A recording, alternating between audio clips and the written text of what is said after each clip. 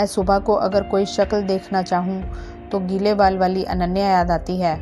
दोपहर की गर्मी की अगर सूरत देखना चाहूँ तो चौके से रोटी बनाकर निकली थकी हारी अनन्या का पसीने से भीगा चेहरा याद आता है। और अगर शाम के लाल सिंदूरी रंग मिलकर एक शक्ल बना सकते तो हूबहू अनन्या का ही चेहरा होता। मेरा दिन, मेरी रात, मेरे आठों पैर वही तो थी मेरी अनन्या। इस समय मेरे कांपते हाथों में उसकी सहेली की लिखी चिट्ठी थी, जिसको बार बार पढ़ते समय शब्द मेरे आंसुओं से धुंधला जाते थे। अमन, तुम्हारा फ़ोन नंबर शायद बदल गया है। बहुत दिनों तक ट्राई करने के बाद यह लेटर लिखना पड़ा। अनन्या तुमसे मिलना चाहती है, बहुत बीमार है। लेटर मिलते ही नीचे दिए गए पते पर पहुंच जाना। मेरा फ़ोन नंबर भी दे रही हूँ, मनीषा।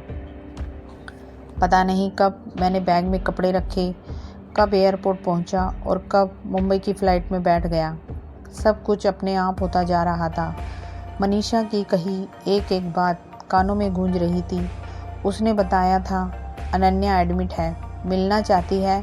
फ़्लाइट टेक ऑफ कर चुकी थी और साथ ही बचपन से लेकर जवानी तक अनन्या के साथ बिताया एक एक पल फिल्म की तरह मेरी आंखों के सामने से गुजरने लगा था।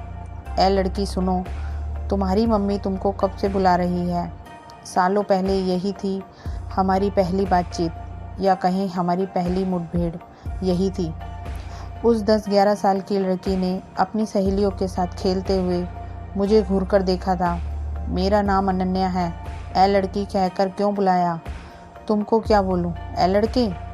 मैं उसकी अकड़ देखकर हैरान रह गया था। अरे जब नाम नहीं पता तो कैसे बुलाऊंगा, लड़ाका है ये तो एकदम। उसी दिन से अपने इस पड़ोसी परिवार से मेरा मन हट गया था।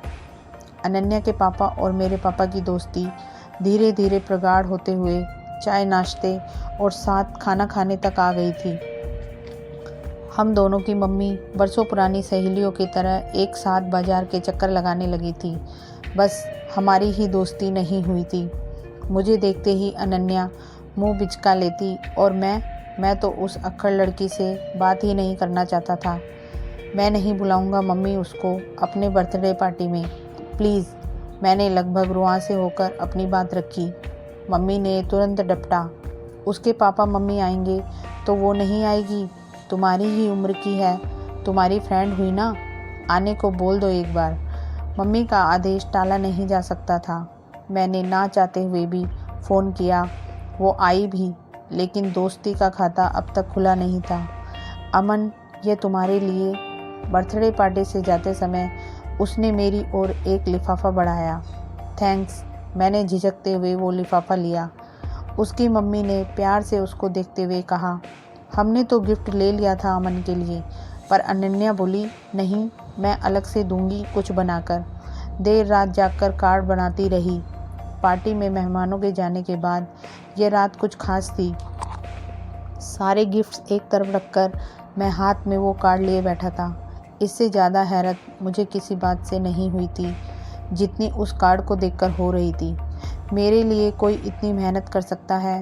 पीले चार्ट पेपर से बना ऊपर का उसका कवर, उसके अंदर बनी हुई एक पेंटिंग जिसमें एक लड़का फूलों के बाग में पतंग उड़ा रहा था।